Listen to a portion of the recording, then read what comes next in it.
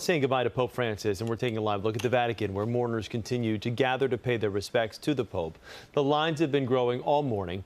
He'll lie in state at St. Peter's Basilica until Friday. His funeral will then take place on Saturday, 10 a.m. local time. Joining us now to talk about what's next is Father Thomas Massaro. He's a Jesuit priest and theology professor at Fordham University. Father, thank you for coming back and joining us here this morning.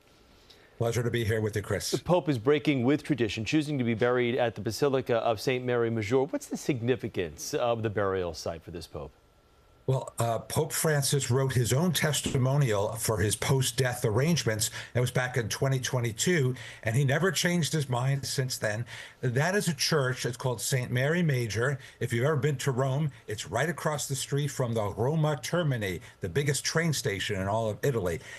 Pope Francis loves that church. It's one of the 4 papal basilicas that's scattered throughout Rome, outside the Vatican, and it's the favorite of his.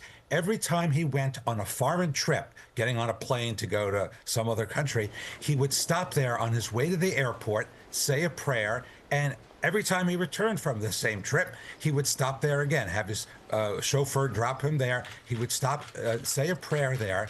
And here's the reason. There's a statue there, actually an icon, it's a painted icon, of Mary. It's called the Salus Populi Romani, the health of the Roman people. So it's a icon of great devotion for Francis, and there are 6 other popes buried in that church, and he wants to be the 7th.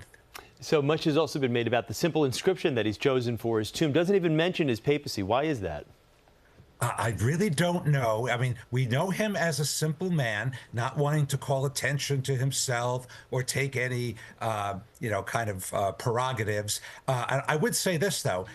I'm a Jesuit priest as well as Pope Francis. We do have a very simple view of our gravestones, the most simple thing, simply date of birth, date of death, and our name. So I guess he just said, let's go simple, just a one-word name, and it's Franciscus in Latin, Francis. After the funeral, the cardinals will gather at the Sistine Chapel to elect a new pope. How will this conclave work compared to past? Well, it follows a formula, so it won't be a surprise to anybody. The key to the conclave is no contact with the outside world once the voting has begun.